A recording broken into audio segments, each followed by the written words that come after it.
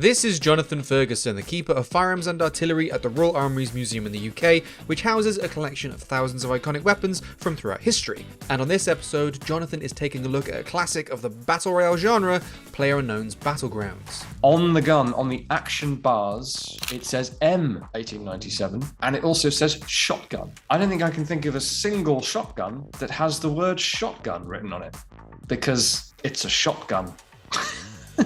If you're a fan of content like this, make sure to subscribe, as we have plenty of episodes with Jonathan in our back catalogue, as well as our show Loadout, which takes a look at gaming's most iconic weapons. And of course, if there are any other games, guns, or mechanics that you guys want to see Jonathan break down, do let us know in the comments section down below. Right, let's take a look at the guns of PUBG.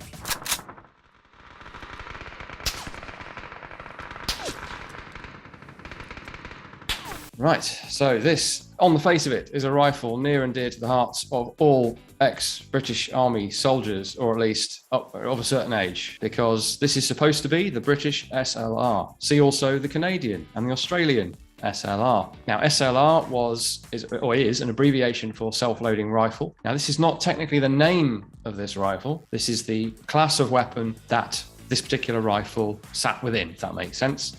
Suffice to say that just eyeballing this, the proportions look off. The flash eliminator looks absolutely enormous. I mean, it's very long on the SLR, but that's very fat as well. The magazine's weirdly short. I don't know why that is. Is that because they have limited the capacity artificially from the 20 rounds it should be? Don't know. Haven't played PUBG. Guess I'll find out. It does have the folding cocking handle of the SLR, but it is permanently unfolded. So we have hints of what this should look like, and it's reasonably detailed, but it's not quite coming together as a really faithful representation of an SLR, an L1A1 for me. So let's have a look at the gameplay.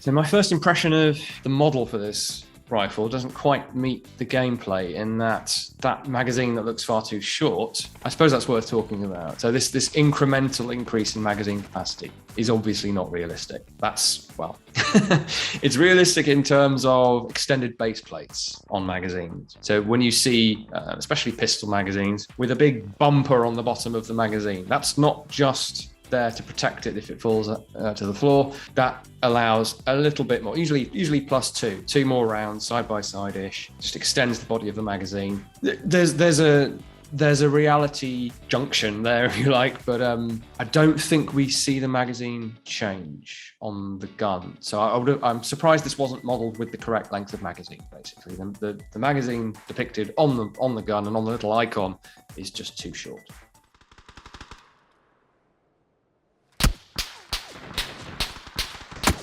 Our old friend, the Thompson. I've got a nice view here of the left side of the receiver, and it's not bad at all. The markings aren't quite in the form that they are on the real thing, but it does say US model 1928 rather than model of 1928, which is what it should say. A really odd looking Picatinny adapter on the upper receiver. I kind of hope that's not real, but I'm sure someone in the comments will inform me that it is in fact real, and there are people out there butchering their wonderful Thompsons with Picatinny adapters. And it's got a suppressor on it, and there's a red dot sight on that Picatinny adapter. I don't see, on the face of it, I don't see any reason why you couldn't use that Picatinny adapter. I think that would work, as long as it's not interfering with the cocking handle. Now, on the cocking handle, the reload on this does not seem right. Basically, magazine comes straight off, magazine goes on, gets slapped into place. That's not recommended on a Thompson. And more importantly, you cannot fit the magazine with the bolt forward.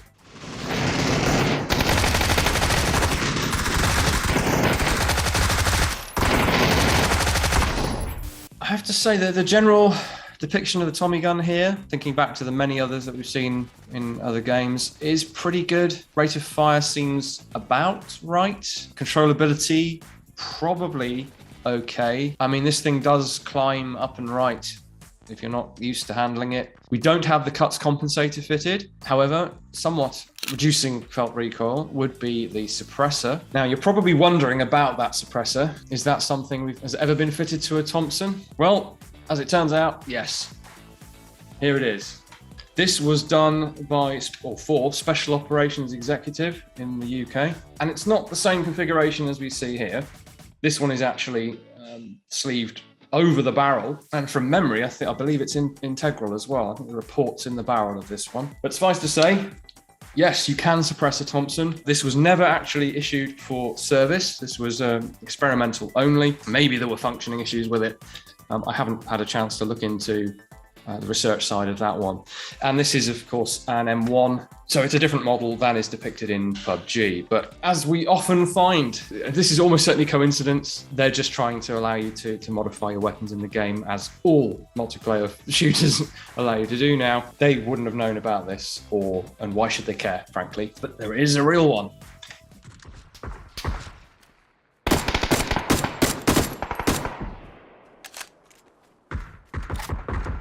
Daewoo. I'm sure there's an even more correct pronunciation out there. It's definitely not Daewoo or Daewoo. And the model in the game even says made in Korea.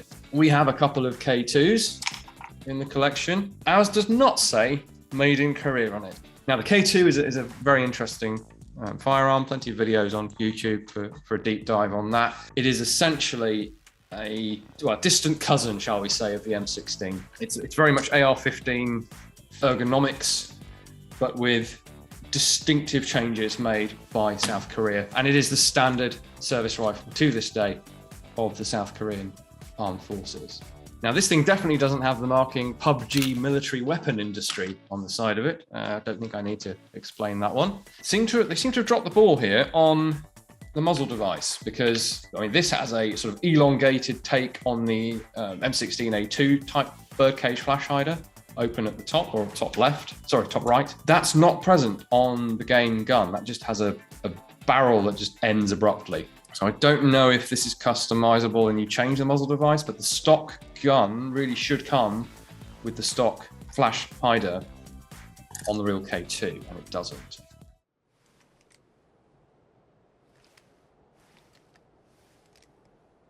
The Beryl, the Polish modern take on the Kalashnikov. There's a whole series of Polish AKs, and this is the latest in military service anyway. Now, the version that's in regular standard issue with the Polish Army is the 5.56mm version. Translucent magazines, as you can see. Now, the rifle in the game has conventional ribbed steel Russian magazines. The proper Beryl mags should be translucent polymer, so you can see how many rounds you have left. It's not a bad representation. There's minor details I could nitpick, like the shape of the rib on the top cover here. I happen to notice the latch for the top cover is a slightly different shape, that kind of thing, but nothing sort of catastrophic. I suppose the only thing that looks a bit janky is the selector, which is actually an interesting feature of the Beryl. It has the conventional AK safety selector with a platform for operating with your firing finger to make that easier on the right hand side, but it also has, as some AK variants do, a left side selector. So this becomes now just your safety, not a safety selector as on the original design, and your firing hand thumb now operates this fire selector. So they have decoupled the two controls, making it a little bit more ergonomic for quick operation of the selector.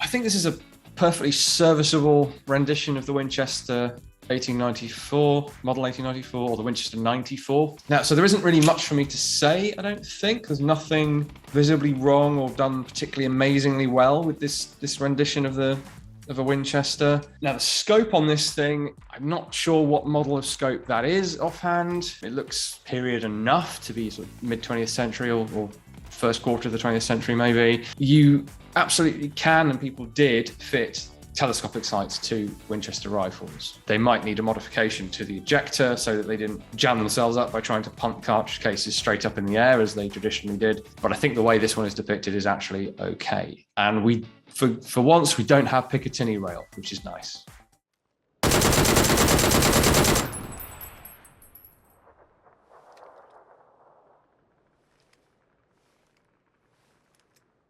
Next up is the Degtyaryov DP, sometimes called DP27, DP28. It's not the DPM though. Tell that from the lack of a pistol grip and the big swollen butt that it has. So it's what you call a DP27 or a DP28. I just go with DP because as far as I know, there was no year as part of the official designation. We're nerdy like that. This is weirdly short. Now I might be missing something. There might be some variant out there that's shorter, but this has a very short barrel on it, proportionately short cooling jacket on the gun. So answers in the comments as to why this is such a short version of the DP. It's got some rusty bits on it, which I suppose is appropriate for a legacy firearm. This is, as the numbers would imply, from the 1920s, 30s. They are still around, still being used in conflict zones.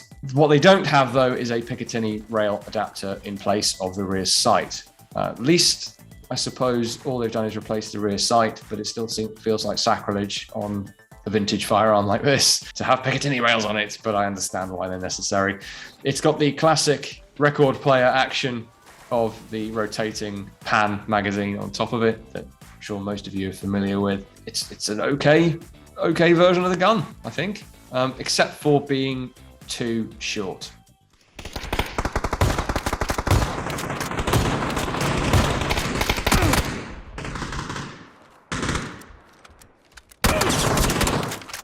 Right, so in game, this gun is called the S1897. It is, of course, a Winchester Model 1897 with heat shield and bayonet lug. So in First World War military trim, if you like. Now, despite that name, on the gun, on the action bars, which is a really weird place to mark a gun, it says M1897, and it also says shotgun. I don't think I can think of a single shotgun that has the word shotgun written on it, because it's a shotgun. Main reason for mentioning that is it's got the correct model designation on the model of the gun, but in game it's S. Don't know why. Doesn't seem to be as effective as you might like, but then, you know, shotguns against body armor are nowhere near as effective as without, put it that way. Hard armor plates of almost any kind will stop what would otherwise be a devastating blast from a 12 gauge shotgun. So maybe that's what's going on here. Something they haven't modeled that would have been fun is the slam fire ability of the 1897. So most pump action shotguns, quite deliberately for safety reasons, do not allow you to hold down the trigger and pump the grip so that it fires every time the pump goes forward again, which the 1897 famously didn't have that safety feature, and so you could do that. And we have attempted that as part of some filming for our First World War project a few years ago. Takes some practice, but you can definitely unload the thing pretty quickly. You can imagine it being very useful in the trenches. Just as useful would have been that bayonet. Now we have the lug on here to fit that bayonet, 2 mounting points for the bayonet. I assume there's no bayonet mechanic. I'm not seeing one in use, and I can't imagine PUBG going the bayonet route.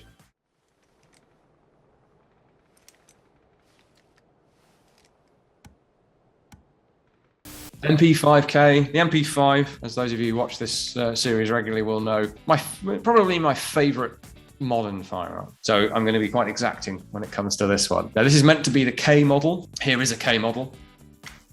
Don't be distracted by the gold. First impression is it's too short. So I don't know if you can see or whether the clip will line up with this through some editing magic. I'm sure it will. So this whole front section of the gun, I don't think it's just the angle I'm viewing the thing at. It's too short. There's not enough travel here. Maybe only slightly too short, but still. Now the sight's missing is not a problem because this is the concealable version of the MP5K that just has a pistol style front blade and then a notch on the top of the receiver as the rear sight. So basically just pistol sights. Most MP5Ks have the standard HK MP5 iron sights that you see on this gun. So that is not incorrect. Now it's obviously missing the iconic front grip as well. That's not too unusual. But the critical missing bit here is this finger stop here. Because I have spoken to several people who have used the MP5K, shall we say, and shooting your fingertips off with this gun is a thing, and that's with the finger stop on the gun. Overall, not bad. Our example I've chosen simply because it's gold, because it fits the whole video game milieu, but not this one, funny enough. This version is an old-fashioned trigger mechanism housing, grip frame, with the old molding. So the one in the game is not wrong, it's just the later version of it.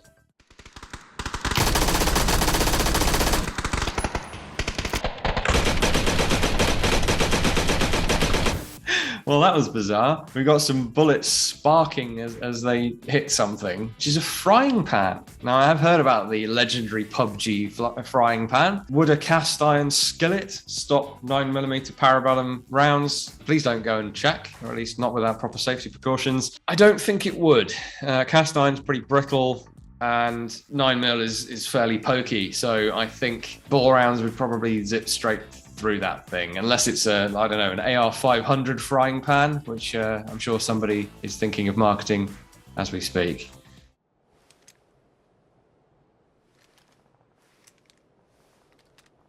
There's something terribly wrong about a bolt-action sniper, well, any sniper rifle, I suppose, but a bolt-action especially, with no sights on it. Now, this thing looks like it's got a front sight blade of sorts that doesn't look right to me for the M24. This is meant to be the American military M24 sniper weapon system, and there's nothing egregiously wrong with it, but I think that they seem to have interpreted what I believe is just a base for an optional iron sight as a very massive front sight blade that you can't in any case see because it's not taller than the action. So when you have no sight fitted to this, you have no iron sights. Almost turning it into a musket with a little blocky front sight.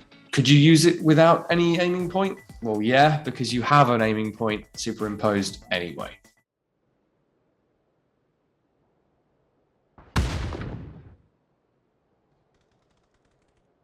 This has gone terribly wrong, I'm afraid. So this is, on the face of it, this is an M16A4. So the M16A4 is the M16A2 that we all know, with the flat top upper receiver, which is fine. That's on here. What I've immediately had a red flag go up for is the barrel profile. So the M16A2 and A4 have the same heavy profile barrel. However, what they've done here seemingly is take the barrel from an M4 and stretch it out.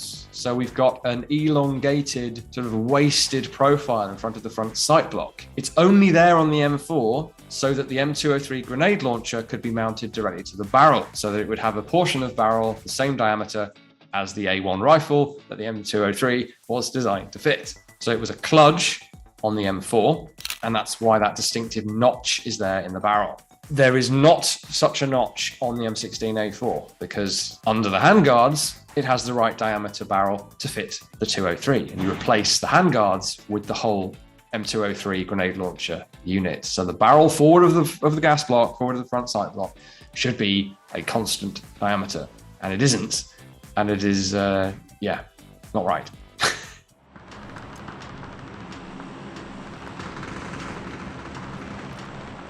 All right, we've got a slightly horrifying version of the P90. Somewhere under all that is a P90 tactical. The tactical model is the one with this big, chunky, blocky Picatinny adapter replacing the original ring sight. This iteration has some bizarre fore end on it. I'm sure that's based on a real thing, but nothing comes to mind. The magazine looks overly thick and low detail compared to the real mag.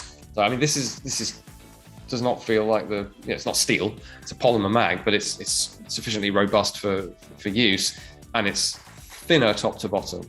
The mag just doesn't look right on the gun there.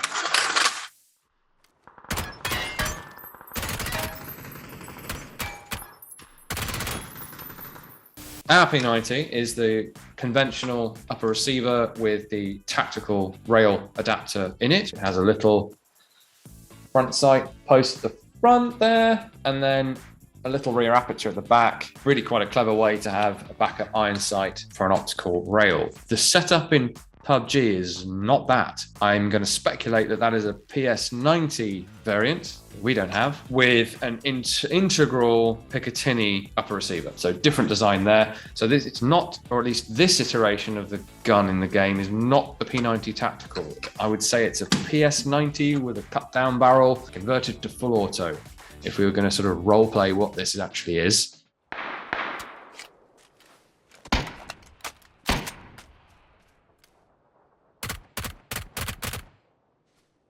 It's probably worth saying that in terms of gameplay, this, for me, this represents the P90 quite well. So it's relatively lower damage, which reflects the smaller, lighter bullets, but it's somewhat effective in the middle distance is where I'm going with this. Whereas a machine pistol or something or a shotgun arguably might fall off around the middle distance. This thing, you can still, if you can get enough shots on target, which you can if you tap off short bursts or even single shots, then it's still somewhat capable in the 300 meters equivalent, whatever that is that we're seeing there. Super effective up close, because of course it would be. Very high rate of fire, very controllable, reasonably damaging projectiles. So it in other words, nothing leaps out as wrong in terms of how effective it appears to be in the game within the universe of the game.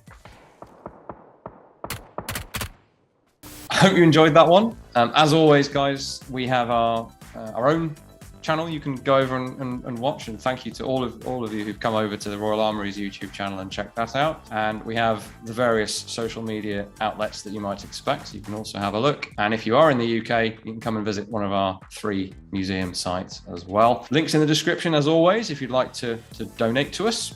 No pressure at all. In any case, I'll see you again next time.